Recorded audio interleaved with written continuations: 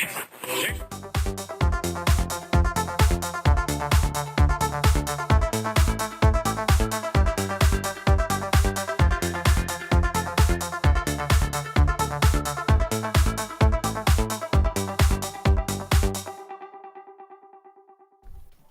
good evening. Sorry. Hello, good evening, and welcome to the Midweek Fix from the LFC Daytrippers. I am Gav, and it's the Merseyside Derby this week. Everton v Liverpool at Goodison Park. We're going to have a look at the whole game. We're going to do some lineup predictions, some score predictions.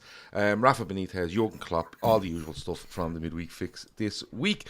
With me so far tonight, and we're hoping to bring one more in, is Kev. Resident Kev, and Pricey from Across the Park podcast. We're waiting on Tony to come in from the All Together Now Everton podcast as well, and hopefully will join us shortly. Pricey, first to you, very, very welcome, my man. How are you? Cheers, yeah, I'm all good, yeah, you? Nice to be on, thanks for having me. No problem at all. We got through some technical issues in the last 10 minutes, and then we got completely sidetracked by talking about cameras on YouTube and Leeds winning in the last minute with a penalty. So it's my fault. I'll take all the blame for being late to everyone in the YouTube chat. You're the one controlling the buttons. So I am the one controlling the buttons, so I can't really blame anybody else, even though I do try most weeks. But look, it is the Merseyside Derby. It's a huge game on so many levels. Not just because it's the Merseyside Derby, but because of the form of both sides at the moment and how both sets of supporters are feeling at the moment. And it usually makes for a really tight game, regardless of where both teams are. But Pricey, I'll come to you. You know, Everton's run of form at the moment isn't great. You know, they're beating away at Brentford at the weekend, and I watched the vast majority of that and thought they were poor. You've seen the reaction from the fans in the ground afterwards. And I said it, I was actually on BBC Merseyside with Tony last week or the week before, and talking about Rafa Benitez and how he needs time and stuff like that, and but it always feels like it's on the brink of something one way or the other with him because of who he is and where he's been. But where do you stand on it all? Is it just one of those runs of form, and when you look at what Everton have, you're going to get this? Yeah, I mean, I've been saying for a while, it was even before the season started, our squad's not great. We got some really bad players in there who have let us down time and time again over the last couple of years. The manager coming in, not being able to spend money for whatever reason. The players he has, well, two of the players he's brought in Gray and Townsend, have been two of our strongest performers so far this season. So I think it's going to be I've said this season's going to be a season, grin and bear it, get through it. Hope it doesn't end too badly. You know, I can see us being mid-table, and then give the manager a couple of transfer windows, and I think he'll turn it around for us, and he should be all right. But yeah, form's been worrying probably since the Man United game. What's that, last 7 games? It's been worrying. We haven't played well. Last few, we haven't even scored or even looked like we're going to score. So it has been disappointing. But from my point of view, I know opinions differ across the supporters groups and stuff, but my own point of view is to give Benitez the time, give him a couple of transfer windows, and I think eventually he'll be able to turn us around. Is part of that for you the fact that, you know, we know Rafa Benitez, we know he managed Liverpool, we know what's gone on, right? And is it part of it for you that you need to push that away, and you need to look at Rafa Benitez, the manager himself, and how committed he is to this, because he takes this job because he wants it. It's close to his family. I think it's probably one of his last big jobs. If this is the way he's going, if his family are completely settled in Liverpool, and he wants to be near them, this is the one that he's probably going to commit to over probably the last 3 or 4 he's had. And Pricey, like, I'll stay with you. Is it something for you where you go, look, he's completely committed, he's being given a situation, he's having to work through it, it's going to be good and bad. Are you worried though that if they lose tomorrow night and they lose 2 after that, are you worried that they're just, you know what's coming? Yeah, there's no getting away from the fact he won't be given as much time as he would be given if he wasn't the ex-Liverpool manager. That's for sure. I mean, in the ground after the Watford game, there was people shouting for him. Not the majority, but you know, you get the vocal minority who were calling for him. So he's not going to be given as much time as he'd probably like. He is going to have to get some results pretty sharpish. He can't have us languishing in the bottom, but the bottom half too much for too long. But as you say, he wanted the job. He wanted to get back in the Premier League. he obviously wanted to be closer to home, which he made no secret of. But yeah, I think he is here for the long term. I think he does see it as the word that they all use as the project, and Everton's certainly a project for the right type of manager. I think that's what he sees. He sees himself being able to mould a team. Obviously, the investment will have to come as well, which we will get over the next couple of transfer windows, as I said before. And I think he is in it for the long term. I think there's always the possibility that we lose the next couple and the fans really do turn on him. But at the moment, I think while there is those few, I think the majority of the frustration is higher up. Your Marcel Brand, your Mashiri, your Ken Wright, I think they're the ones who are getting it in the neck more than the manager. And that's because of the signings that we've made over the last 4 or 5 years and the lack of a squad we've got at the moment after spending, £500 million. Yeah, and I think that's the correct place to be looking.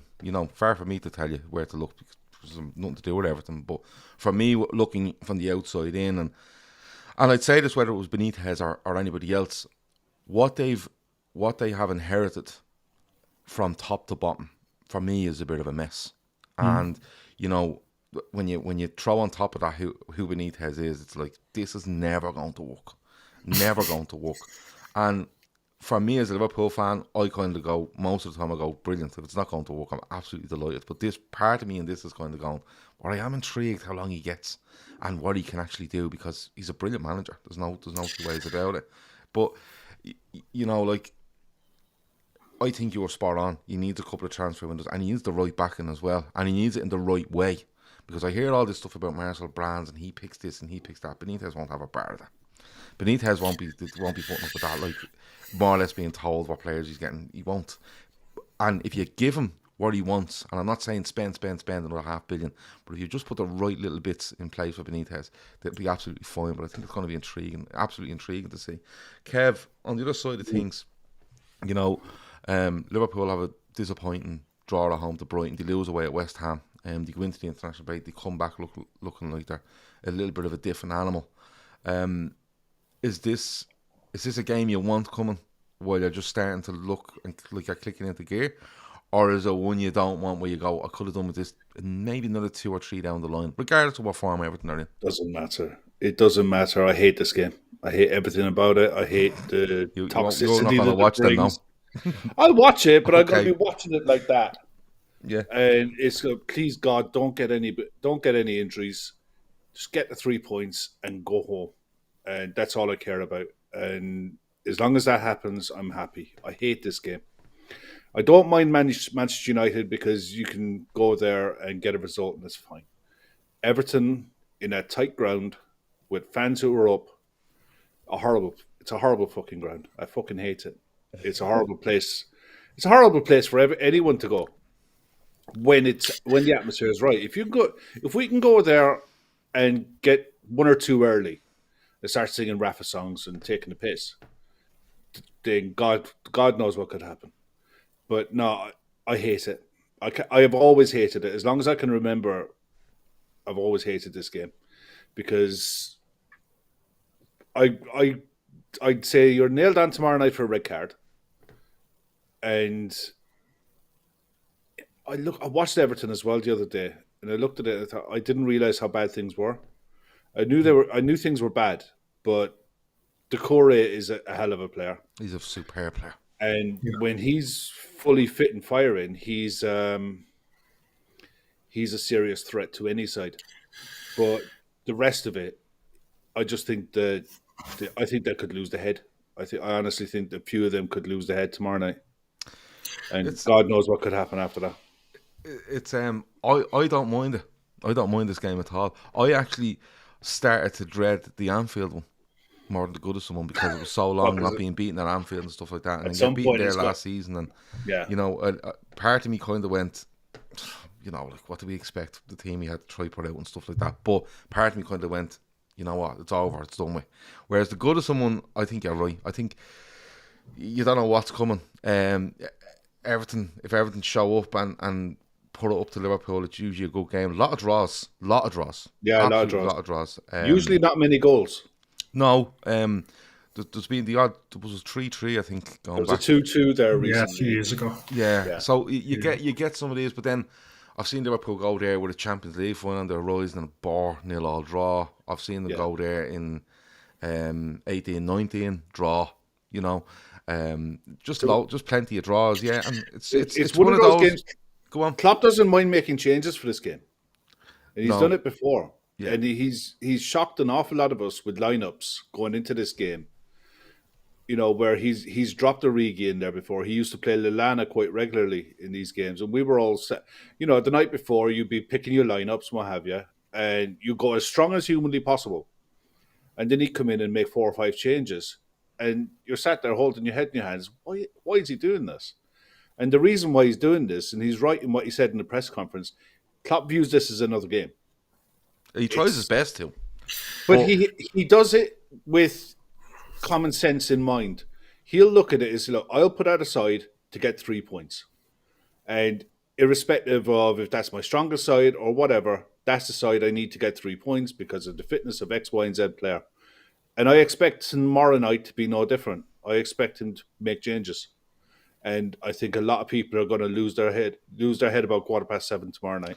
Yeah, well, that's like Liverpool line-up time when it comes out is a sight to behold across social media. It really is. But Pricey, coming back to you, like, what are you looking for in Everton tomorrow? Because, like Kev says there, Liverpool get an early one or an early two. If Liverpool are 2 up in 25 minutes, could the crowd turn massively and it could get a bit toxic? What does Benitez do to stop that? Because Liverpool are playing well. There's no doubt about that. They're playing well. They're scoring goals. They very rarely, they haven't not scored 2 goals, I think, for about a year, according to some people, in every game. What does Benitez do here? Does he look to go, like, literally, right, 2 banks, you know, back 4, 2 sitting, really fucking hard working? What does he do? Or does he completely surprise us and go, let's go at them and see what happens? No, not a chance. Will he go at you? No way.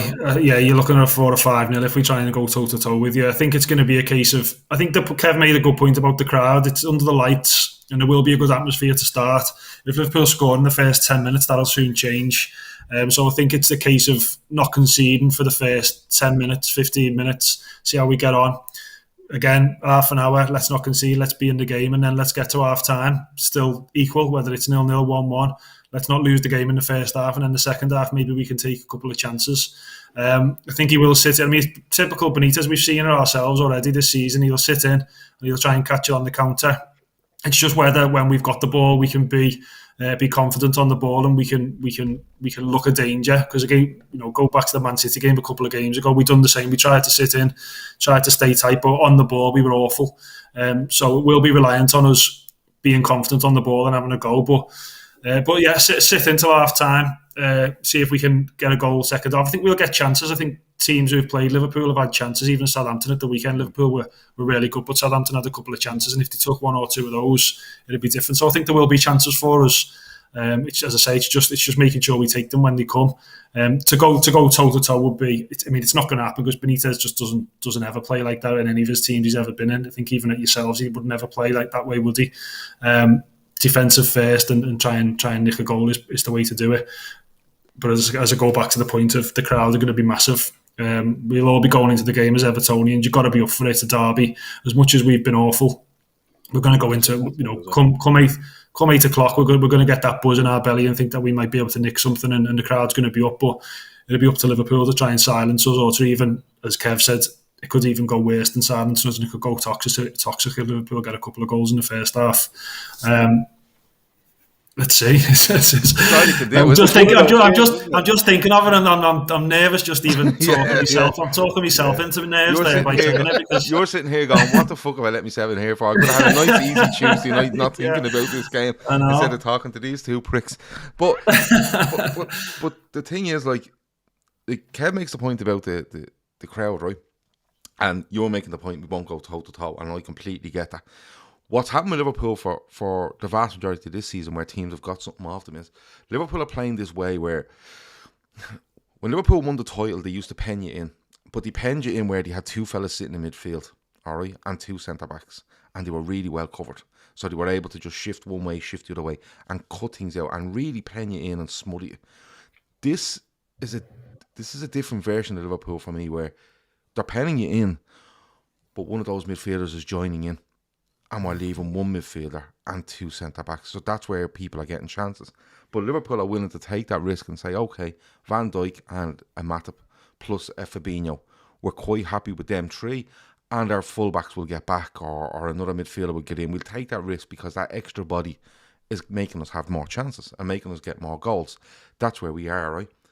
And I completely get where Everton will come from and say, you know what, they might overcommit, and if we can get whoever it might be on the break, when we could go through the teams later, if we can do that. The only thing I worry for Everton is if Liverpool pin them in and manage to do it right, regardless whether a goal comes or not, I think the nervousness will just spread across Goodison Park, where it's like every little touch would be nerves. And do you know what it'll remind me of? When Mane scores the winner 5 years ago at Goodison now, it goes up, I think, for about 7 minutes injury time. Yeah. And as soon as it goes up, you hear the whole of Goodison Park groan. The whole fucking ground groans audibly, as if to go, fuck off, another 8 minutes or another 7 minutes of this. Yeah. And I that's where I worry for the Everton side, where I say, if Liverpool do this right, regardless if they don't score in the first 15, how much will Everton fans put up with being penned in and being just played around? And I don't know. It's a hard one, isn't it? Yeah, I think we're going to expect that, though. I think we're going to expect to have to defend and to have to sit in. So we'll be going into the game knowing that it's, like you say, the nerves will still be there and it might translate onto the pitch and whatever else. But I think we're going into as fans, we're not stupid. We know how it's been the last few games. We know what Liverpool are like. We'll be going in expecting that. And then, as you say, I think the chances we might get is maybe if Alexander-Arnold goes a bit forward and we can get Townsend or Gray in them areas and then pockets of spaces and use the ball efficiently and try and get them into the game. But it's going to what you've just said there about the stoppage time. It will be like that from near the first whistle. Every attack Liverpool have will be the intake of breath from the Evertonians and the hope. But if we ride it out till half time and we're not, if we didn't level or at least not 2 goals behind to come half time and there's a chance in it, then I'd probably take that at this stage. Just some updates from the chat. Red Steve says, just point out that it's only one prick, Gav, not 2. He said Kev is sound, which is fair. Alex had the fake coronavirus, as he called it, but it was annoying him for a while, which means he was suffering. But he's back now, so that's good as well. So we've cleared that up, that Kev's not a prick and Alex is not sick anymore. So that's good in the chat. Kev, yeah, where do we go from with regards to Liverpool? What way do we approach it? Do we look to approach this where we look to pen them in, or do we do what we do a lot of times when we go away from home in these bigger games, where we say, let's look and see what's going on and then try go from there? We need to, what I'm trying to say is, Kev, we should be going out and just stamping our authority on this from the very first minute. The thing is, if Everton concede to the halfway line, then it's only a matter of when, not if. It's going to, and how many. If they're brave, and the thing is what Brighton did. Brighton didn't play with a striker. If Rondon is on the team sheet tomorrow night, then I'm delighted. The best thing you can do against Matip and Van Dijk is don't play a forward. Don't play a striker. There's no need, because you don't have a striker that can beat them for pace. You don't have a striker that's strong enough to beat them physically. So what you're going to do, you're just going to waste a player. If Everton play with the 2 wingers and then split them, like split strikers, and then cram the midfield, play them as 2 wide strikers and cram the middle of the pitch and play for the counters that way, that gives Van Dijk and Matip a problem. But if Everton concede to the halfway line and we pin them in, then we'll go to town. Thiago will have a field day. I think Rondon playing will be a 10-man for Everton anyway, just the way he's been this season. But You're absolutely right. What he seems to want to do, even though he's not very good at doing it, is pinning the centre half and being there. So if he's playing up front on his own, or even with Richarlison, maybe it's just going to be so easy to defend against for Van Dijk and Matip. So I totally agree with you. I think it'd be. How fit is Richarlison? Well, he's all right. He was suspended at the weekend because he got 5 yellow cards. So he's fit and ready to play, as far as I know, unless anything's changed. But last time I was looking, he's fit. So he'll be a no-brainer to start, probably in place of Rondon, I'd say, for the reasons you've just said. Really, I think Rondon would just be a waste of everyone's time if he was stood up there with in Van Dijk's pocket or in Matip's pocket. Yeah, I think there's so many ways to look at it. I think we have Tony on the line now as well. Tony, how are you, my man? I'm good, thanks. Can you hear me well? Yeah, you're fine, Yeah. absolutely fine. Pricey's delighted you turned up here because two Reds having a go at Everton for the last 25 minutes. But I think we've been all right, Pricey. We've been it's been fair. all right, yeah. It's been all right. It's constructive. But do you know what? Before we move away from it, Tony, I'll get straight in and I'll ask you. We've talked to Pricey, we've talked to Kev. I've given my little bit on it as well. What way do Everton approach this for you? Obviously, they'd have to sit back and look to counter-attack on Liverpool. It's what West Ham did so well a couple of weeks ago, and it's what Everton did so well for the early parts of the season. Under Benitez, when they had Calvert-Lewin fit, but the problem is that they haven't got a centre forward to play like that. From what I'm led to believe, there could be a couple of surprises in the Everton team tomorrow, which is very interesting to say the least. I just can't see Everton getting anything out of it. Even if they set up to go at Liverpool, gun ho and fly at them, I think the crowds will play a huge part in how Everton play. If a player gets rattled in the first minute, the crowd are up for it. I think Everton's tactics will go out the window, and they'll just make it so difficult for Liverpool throughout the whole 90 minutes. Liverpool see a lot of the ball, and Everton will just look to counter when they can. So I think if Everton have got a chance of scoring, it'll probably be from a set piece. But we know Everton and Liverpool have been quite susceptible from set pieces this season, haven't they? So yeah, I think if Everton just get stuck into Liverpool, that's all they want to see. Just a bit of effort, because that's what we haven't seen in the past 5 or 6 weeks. I've just been saying that about our crowd's going to be massive. I think we'll all go into it up for it. And if Liverpool get an early goal, I think it could change and it could go completely flat. So I think you're right. I think an early challenge, a good old-fashioned tackle, by your Godfrey or your Allen, get everyone off for it, get crowd on board, and then make sure we don't concede first 20 minutes. And I think, you're right. If there's one thing Benitez is good at, regardless of who he has in his team, it's setting up to frustrate, setting up to defend really, really well. And I don't know, even watching against Brentford, they didn't give up many chances, Everton. Like, if you look at the game, they didn't give up many chances. They even second half when Brentford are trying to play on the break, they shut it out fairly easily. It is a penalty that they get given against them. It is a penalty, and he puts it away well. But overall, for me, it was more the Everton creating was the issue. I felt sorry for Damari Gray. I thought he was excellent when he came on. Like he was. He's been a hell of a pickup. Yeah, he was breaking lines. He was, getting past defenders. He put 2 or 3 in there, and Calvert-Lewin is fit. He's literally on a hat-trick there at the weekend against Brentford. But Benitez will most definitely look to, and like Tony says, might be a couple of surprises. He may just go, listen, I'm putting this guy here and this guy here, and everyone will go, what are you doing? But it might work, because that's the form Benitez has over the years, But Tony, I'll stick with you. When you're saying a couple of surprises for that team, what way do you see them lining up? Because I think it's going to be very, very interesting to see where he goes. With the run of form he's on, plus what game it is, I think it's going to be very interesting, because is it a time to mess things about a little bit? What I would want is I'd have Richarlison up front, and I'd have Damani Gray and Anders Townsend behind, and I'd play Delph, Decore and Allen as a 3. That's what I'd personally do. But what I'm led to believe tomorrow, there's just going to be surprise after surprise, and no one's going to guess the lineup. There's going to be players there that haven't kicked a ball for a long while. It looks as though he's going with freshness. If I'm what I'm led to believe, a couple of the players are actually playing. So I think he's just going for lads with a point to prove, so to speak. So yeah, it's going to be very intriguing if that's the lineup. But I will play personally 4-3-3 and have Townsend and Gray behind Richarlison, but I don't think he's going to do that. Pricey. I'm intrigued to know. Come on, Tony. What have you heard? Because I'm wondering if Calvert-Lewin is back. I've heard, believe it or not, Cenk Tosun is starting. Okay. Yeah. Over Rondon. One or 2 others as well, but yeah, I believe Cenk Tosun is starting. Okay. Jesus Christ, he could. That's a decision that could get him to chop. If it goes badly, that could get him to chop. Apparently, Rondon is actually playing as well. I'm led to believe as well. Rondon.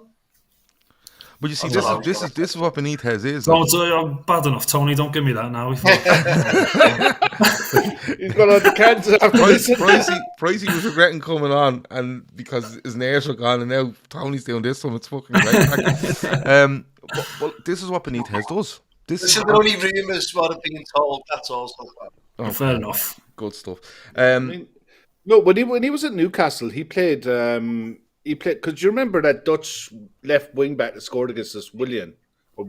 Oh yeah, he played a version of a 3-5-2 against us when he was at Newcastle, and he'd done it a couple of times.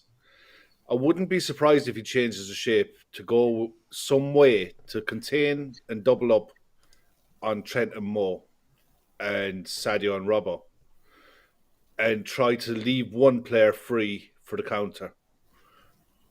And the only way to do that is with a back three. We haven't got 3 centre-backs. You don't need 3 centre-backs. Seamus Coleman would play centre-back. Yeah, he's done it for Ireland. He's done it for Ireland. Yeah, he has. And you played Townsend as a right wing-back. Which would be crazy. It's a possibility, but I wouldn't trust Seamus Coleman as a centre-back. Mo Salah or Sadio Mane. It's not happening. I'd be surprised. No. He was good for us when he did it. He was decent for Ireland, yeah. Very good for us, actually. Declan Mack, reading into Tony's comments, has Big Dunk and David Weir starting tomorrow. Which should be some laugh as well. But look, Benitez, we know he can go and do mad things, and like I said, he won't be bothered by Everton fans and reactions and stuff like that. He's there to get a result, and that's one thing you will say about him. He's very, when he sees something, he will go for it, and he'd absolutely stand by his convictions. With regards to Liverpool, though, Kev said earlier he feels that Klopp might make a few changes, and he just sees it as another game. I think Klopp tries to see it as another game, but sometimes you have to just turn around and go, it's probably not just another game. It's just it's Liverpool versus Everton. It's not just another game. But I know the psyche and going, listen, it's another 3 points. You only get 3 points. You don't get anything else. Well, bragging rights is huge, I suppose. But I don't know how many changes Klopp makes. I looked at that game against Southampton at the weekend, and all I could see was just Konate out and Matip in. And he plays that back four, and he plays Thiago, Henderson, Fabinho midfield, and he puts Jota, and he puts Mane, and he puts Salah up front. Kev, can you see any changes to that? I can see Origi attack is getting again. Really? And the only I said it last night to the lads when they were on, and I think it was Steve who said, "Are you taking the piss?" And I said no, because he will look at it in players who might have a load on. And we've had a lot of players that played full international breaks, played back-to-back games so far since they've come back. You have a Wednesday game, you have a Saturday 3:00 game, then you have another game next week, midweek. He will make changes. He's made 3 or 4 changes per game as the season's gone on. So I'd be surprised if he doesn't. Now, whether he takes Sadio out or Jota and plays one of Taki or Origi, I don't know. But I'm expecting to see at least 2 or 3 changes from the Southampton game. It's either that or he's going to have to make a shed load of changes on Saturday. Yeah, wait till Wolves Saturday, isn't it? Yeah, and Wolves are playing in decent form. Yeah, they're in decent form, but yeah, I can't see it. I know, but Klopp looks at this very German. It's points. That's it. That's all he cares about. He takes the emotion out of it. It's 3 points. This is a side that's good enough to go and beat Everton. Go and beat Everton. Get 3 points and move.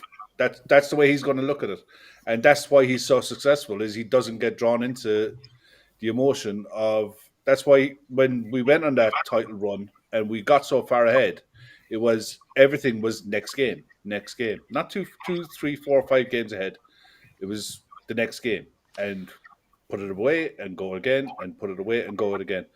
And that's the way he'll look at it. What I would do is completely irrelevant. But I wouldn't make any changes, but I can see him making a few. I made one. I bring Matip in, but that's only purely and simply because Matip is fucking genius. But yeah, I would have done Matip for Konate and left it as is, but they have got Wolves away at the weekend, and if he sees it as just another game of football, he might do something with regards to even a midfield and say, okay, but the way I look at it is he's kind of nearly brought Henderson and Thiago back in at a rate where he was literally building them up for this game. You know the sort of way he's literally planning himself for the way this game. He could do the midfield as is, and then maybe bring Milner on for the last half hour with a view for Milner to start against Wolves, or Ox to come in and play against Wolves, that kind of way.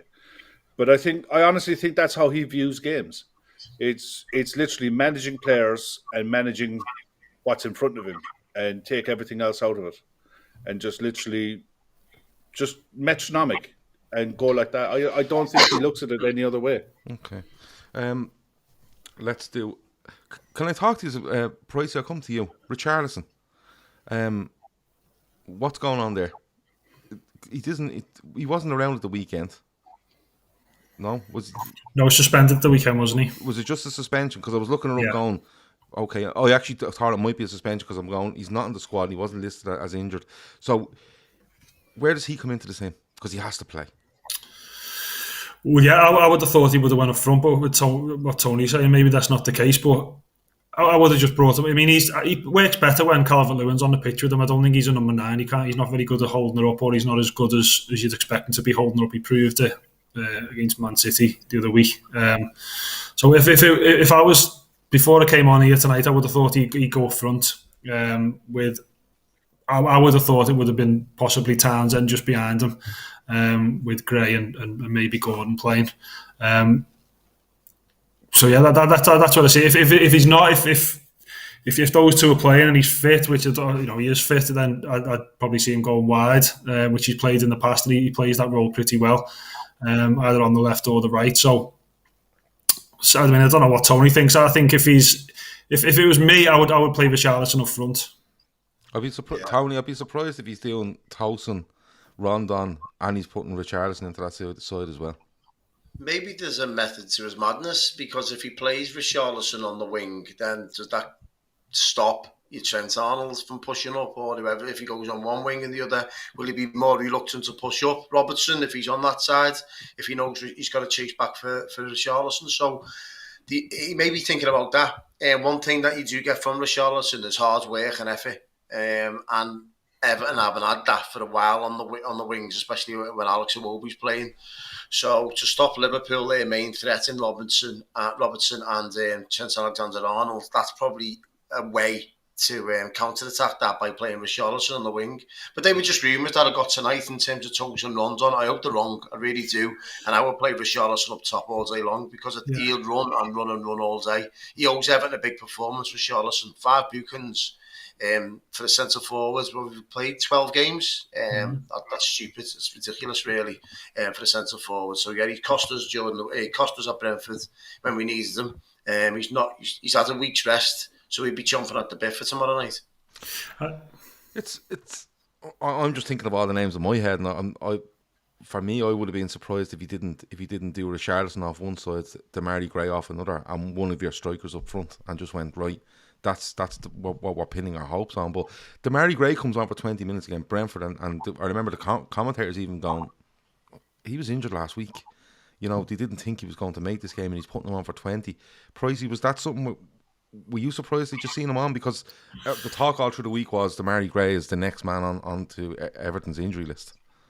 I think it came out during the week that it wasn't as bad as they first feared, because when he first went off against City, I think they were expecting it to be a good few weeks. But then, as the week went on, it was coming out to the club that it wasn't as bad as they feared. So the fact they played 20 minutes on Saturday, and he was arguably our best player when he did come on, and he was the one who was trying to creating anything. So if he's fit, he plays. As far as I'm concerned, him and Richarlison on each wing could work. I think Tony's spot on. I think it'd be a good way to counter what Liverpool are trying to do by pushing their fullbacks forward, and you can sort of see it happening as well. But no, I think if he's fit, he plays. Yeah, it's an interesting one. Like, you talk about the fullbacks, Liverpool's fullbacks, and will they push on? I think they would. I genuinely think they would. You see Liverpool, and they kind of try to turn that on its head by going Richarlison and say Demarai Gray, are you willing to chase back? Are you willing to come back with me all the way? And especially with Trent, he's willing to go and go and go. And sometimes when you look at that, I look at it sometimes and say to myself, who's Trent up against today? And if he's an attacker that's really good going forward, but's hard working, I kind of get more concerned because that player is willing to have the engine, to go back with Trent and then, make it a race to the other end of the pitch when things break. But it's going to be, I think it's going to be interesting. All this talk of 4 and 5-0 for Liverpool, I think, is way off the mark. Absolutely way off the mark. I think the fact that Everton are in bad form and Benitez kind of has to come out and show something. And if he's willing to, take the deck of cards and bundle them up and see what happens, like Tony says, I think it's classic. It's classic Benitez. And if he is willing to do that, you can be goddamn sure he was doing it from Sunday morning. And he's had them out on the training pitch going, this is what we're doing on Wednesday, and we're not moving from it for nobody. And because that's the way he is. He loves getting teams on pitches and saying, right, this is what we're going to do in this situation. He's meticulous. I think it's so interesting, this game. I don't think it's going to be one of those landslides, where we've expected for years to go to Goodison and put one on Everton in a big way for years, and it never happens. United this season happens because Liverpool just destroy a terrible Manchester United side. But we've been expecting that for 4 years, and we've gone there and I think drawn 2 and lost 1, and before we go and win there. We win last season behind closed doors, but it never really happens like that. And I think people looking at Everton's form and saying, look how bad they are, and Liverpool are so good. That's usually a recipe for everything just going completely wrong when you go in way too confident. But Kev, come on, I have to get Liverpool lineup off you. I want the Liverpool lineup. Right. Okay, Alisson, Trent, Matip, Virgil, Robbo, Fabinho, Henderson, Chamberlain. Okay.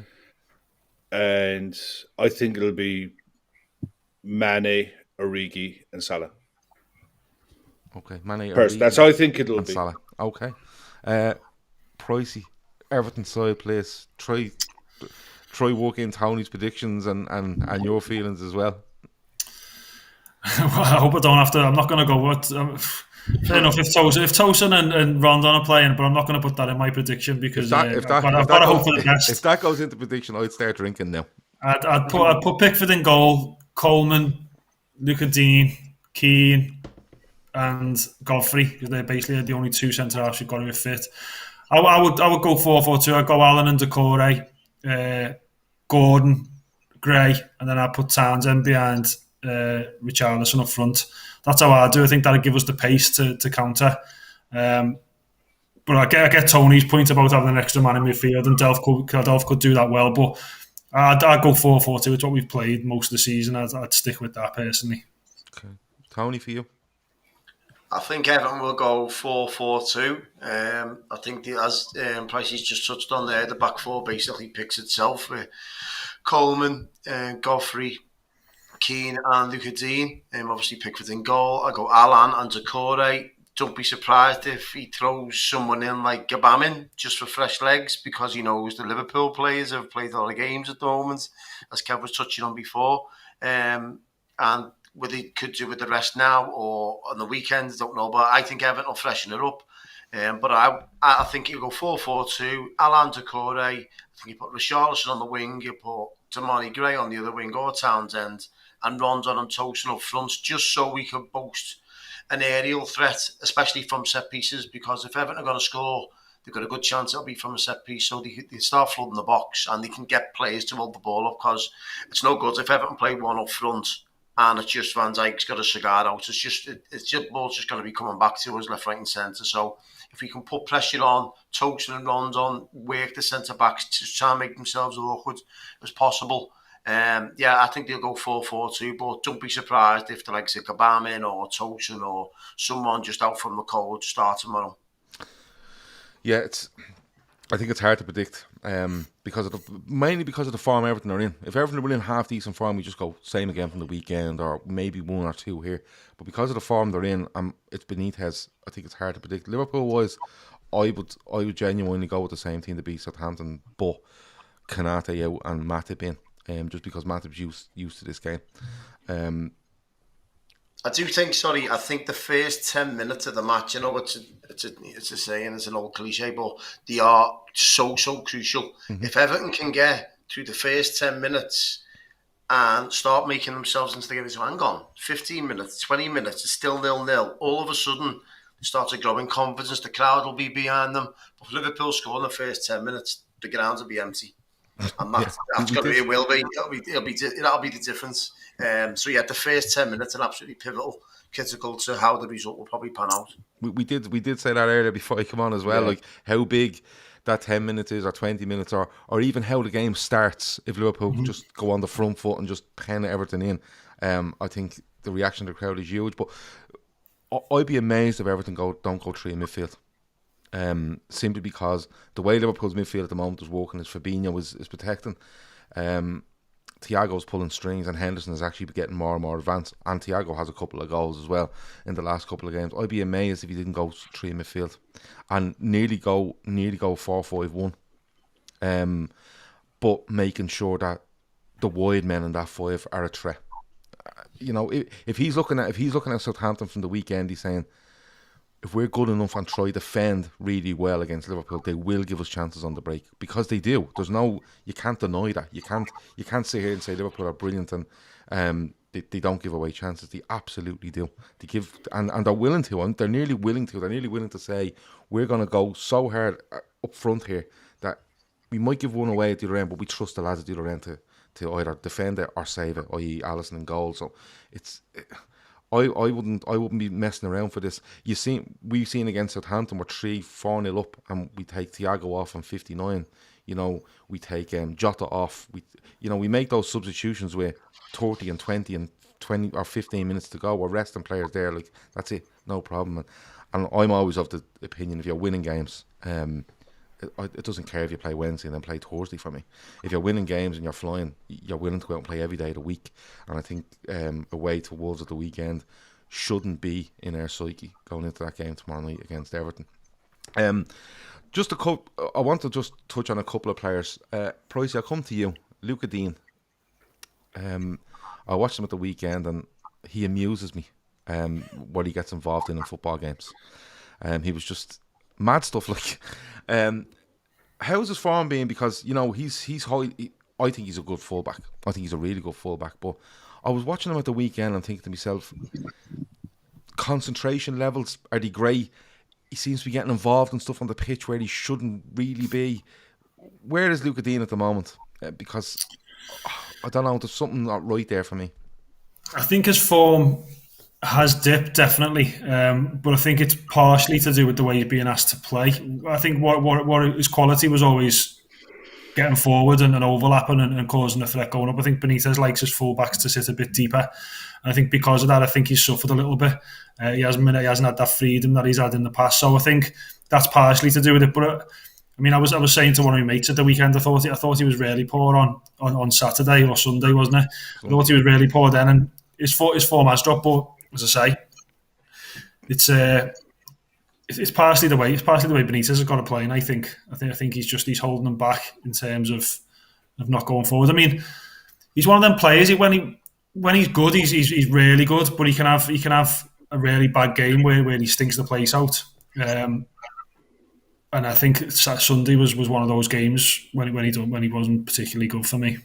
Yeah, he just seemed to be getting involved in little bits with Sergio Canos, and I was like, there's no need to get involved here. You're losing the game. You need to go and play the game. And he was nearly wasting time on Brentford's behalf, and it was just. But I think you're right. I think I used to watch Luca Dean for Everton, and he'd be bombing around the sides and looking to get to the byline and getting balls across, where he seems to be more reserved when he gets it. He seems to be 20, 25 yards from goal and giving it to Gordon, and literally standing back as if to say, right, Gordon, you're the one allowed into that area to try to do things now. Whereas, and I don't think it's suiting him. It's just one that kind of come up, and it's the players in front of him as well. He hasn't had particularly, as much as Gordon's done all right. He's a young player coming in. I don't think he's had anyone particularly good, of quality in front of him that he can give the ball to and have the confidence that they're going to, first of all, take the ball on, but secondly, get back and defend when he needs them to as well. So I think that's playing on his mind, especially on Sunday when, as I say, Gordon's a good player, but he's quite immature as a player as well at the minute.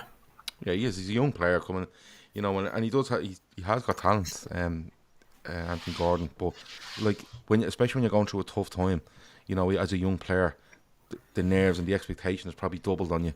You know, as a forward player as well, if they're struggling for goals. But I think if Benitez trusts a player that young at that age, I think there's definitely something about him, because Benitez usually would go for something more experienced. But he's sticking with him. Tony, in the middle of the park for Everton, we were saying earlier before he came on, Decore is a fantastic footballer. I just think he is. I think he has everything about him.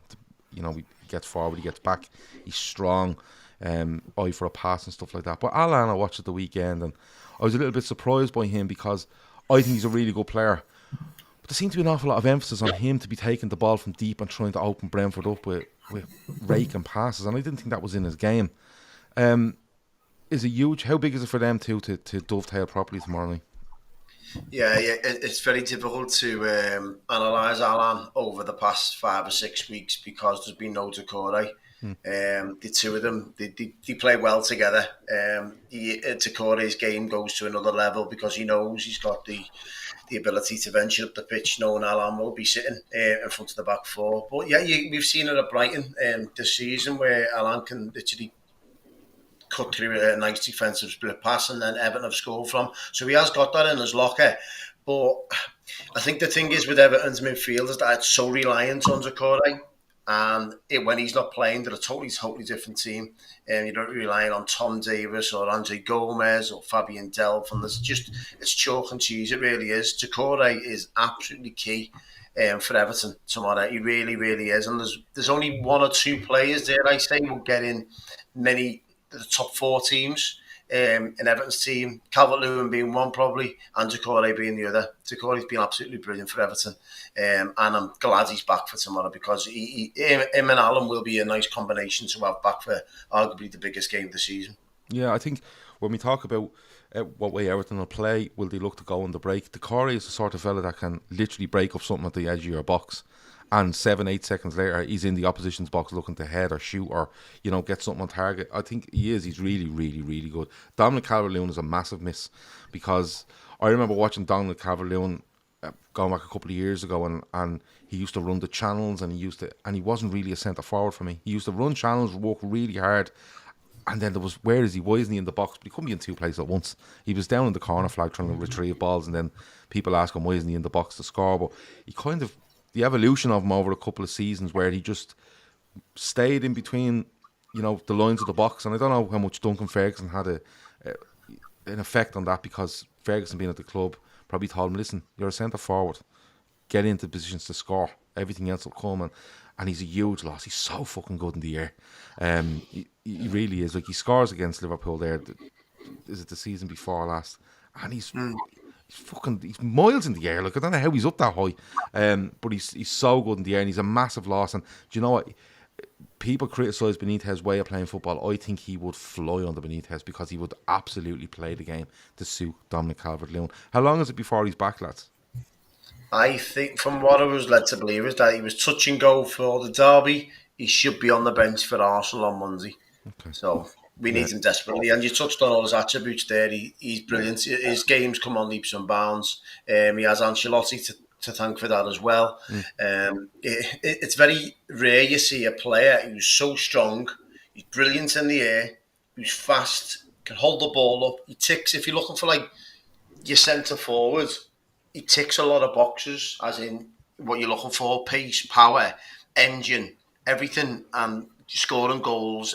He's now got the confidence and to pick up the number 9 shirt. He takes penalties now, and he doesn't care. And I love that confidence about him. Obviously, it's been well documented how he likes his fashion, but he doesn't care, and I like that about him. I love the confidence that he's got. Is the problem for Everton next summer being able to keep Decore, being able to keep Dominic Calvert-Lewin and Richarlison? Because you need a rebuild. You need proper investment in that squad with someone who's capable of bringing in proper players. And you've been led up the garden path so much over the last few years. Is it a case that you're going to have to do what we did with Coutinho in sell to buy? And have to... how strong is it? How difficult? How worried are you guys about that possibility? You know, because look, you just said it yourself. He's English. He's the future, and he's got it all. And he has the premium is there, isn't it? When he's English, the premium is there on the price. I think they'll sell Richarlison in the summer. I think they'll sell him to PSG. I think that's probably, wouldn't be surprised if that's already negotiated behind the scenes for when Mbappe goes to Real Madrid. I'm not saying it's going to be a replacement, but I think I can see Richarlison going to PSG, and then Everton have got 70 million to rebuild, maybe, depends on that. But I think Dominic Calvert-Lewin, I think they will be absolutely uproar if they was to sell this lad. They really, really will be. And if it, as you just touched on, it's premium, young lad, ticks a lot of boxes. You can afford Man City.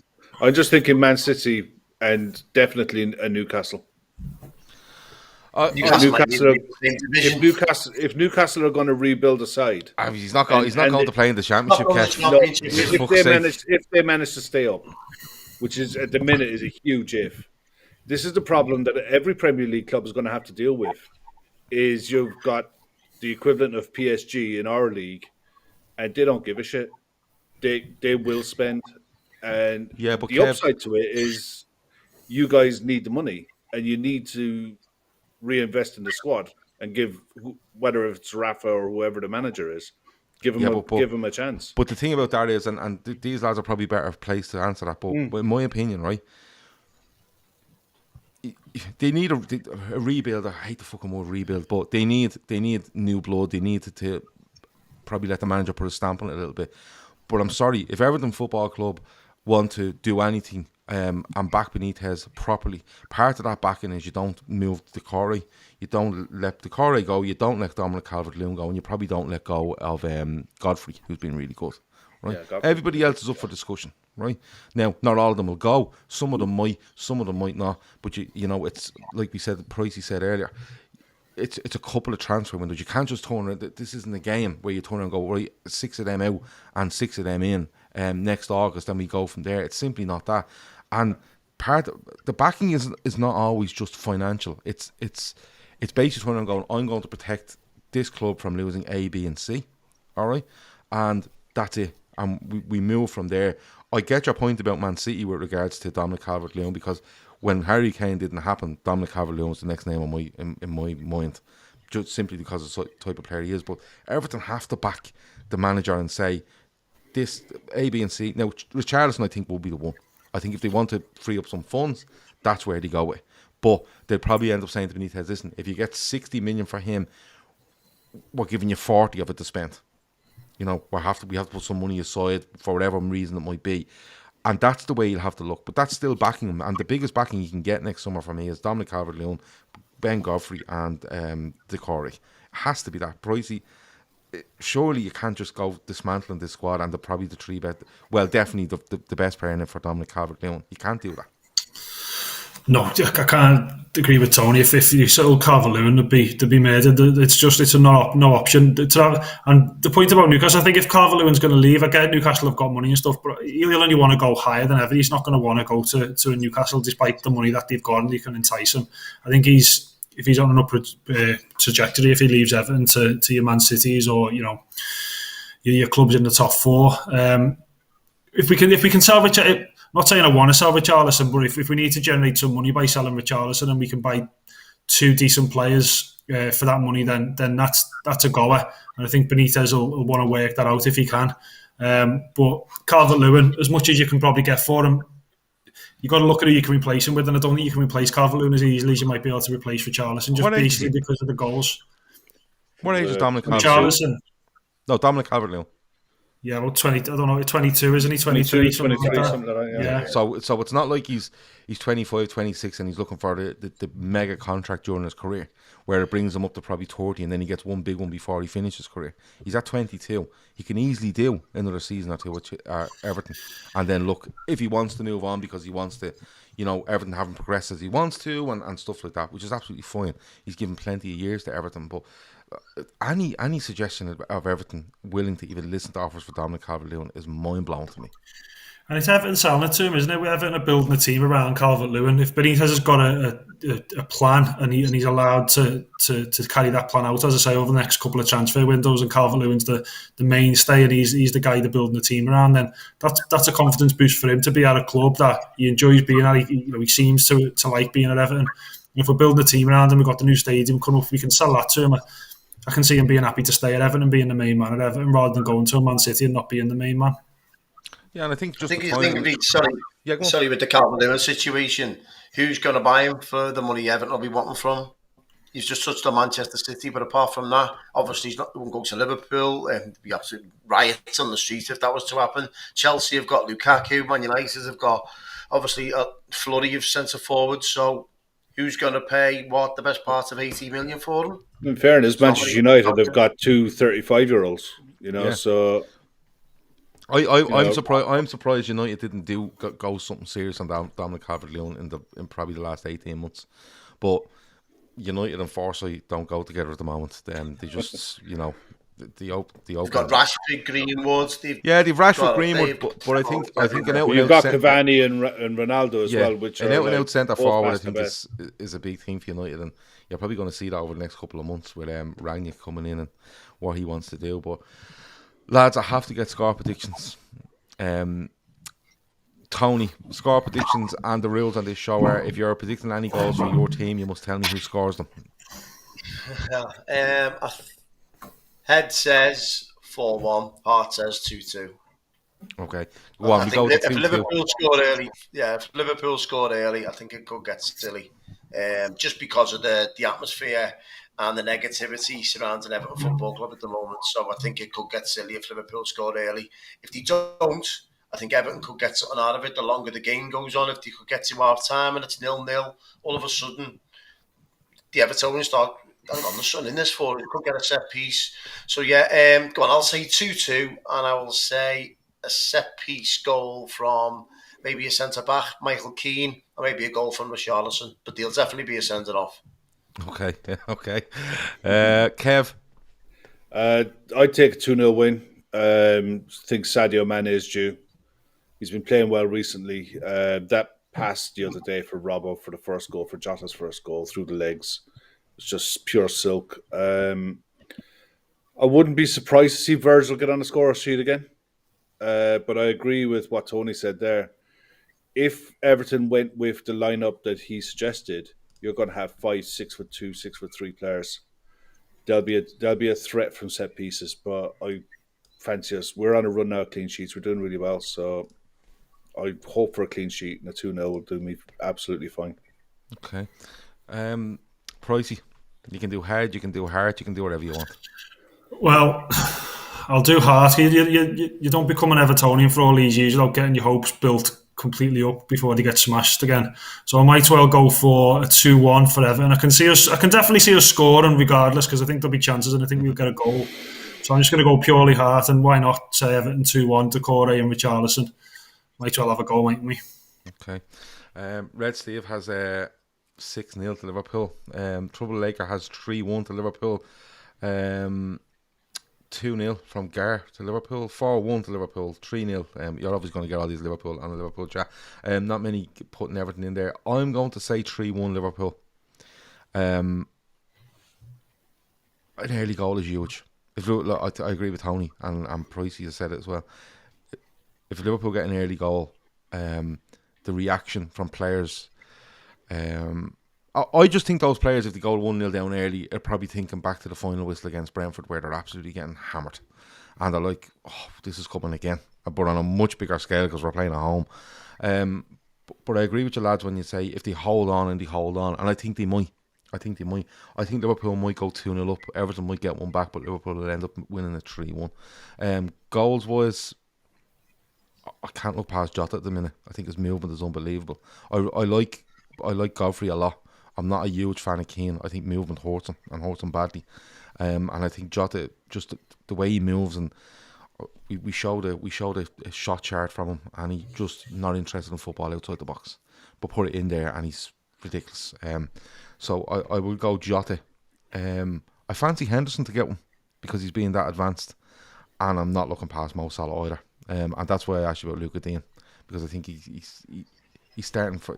To me, he looks like he's concentrating on other stuff rather than just playing this game. He seems to be getting dragged into other stuff, and you do that against Salah. He's like, regardless of who you support, when you watch Mo Salah play football every week, it's like, what is going on here? He's absolutely ridiculous. So I'm going to go 3-1, But I think it's a 3-1 where Rafa probably comes out with a little bit of credit as to how Everton have played and performed. That's the way I look at it, because I don't go along with the we're going to bash them 4-5 and 6-0. I just don't.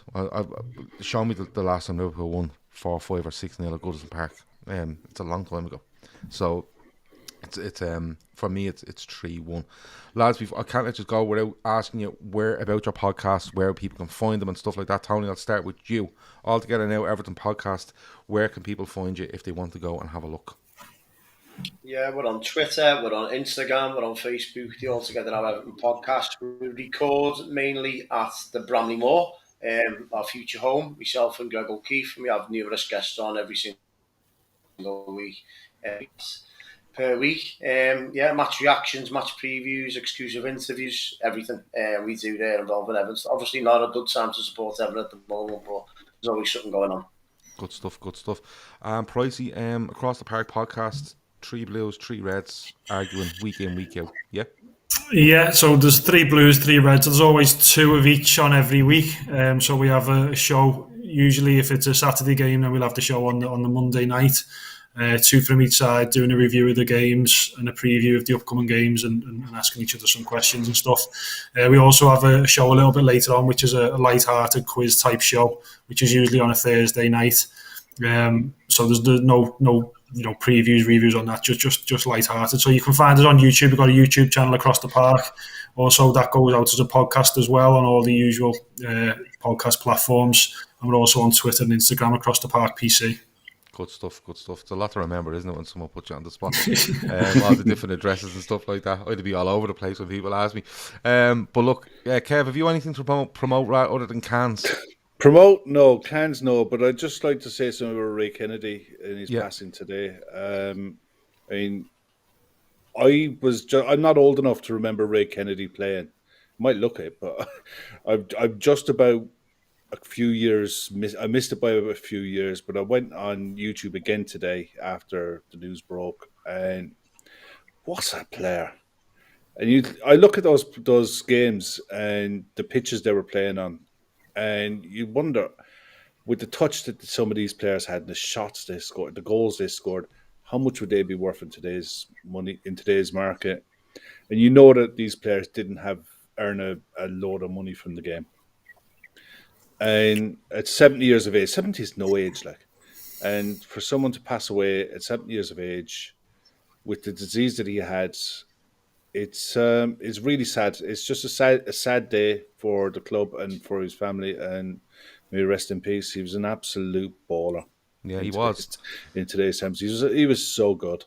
He was, and it's like when any player, a former player, passes away from any club, whether it be Liverpool, Everton, United, wherever, and your natural thing is to go and have a look, isn't it? At YouTube videos or compilations and just, like I remember when George Best died and people were showing videos of George Best. George Best was just ridiculous. But you see it all the time, and it is a time for, there's a Merseyside Derby and there's rivalry and stuff like that, but there is times when you see someone pass away from either side of the city with regards to football where you kind of look and go, yeah, he was good. He was really, really good. And I echo what you say as well with regards to Ray Kennedy as well, and everyone here at the Daytrippers, and I'm sure the lads from the blue side as well echo your comments as well. Yeah. That has been the Midweek Fix. Best of luck tomorrow, lads. Tony and Pricey. Thanks a million for joining us and giving up your time on this Wednesday night. If either of you ever need someone to come onto a podcast for you and usually just drink cans and have a good time, give us a shout.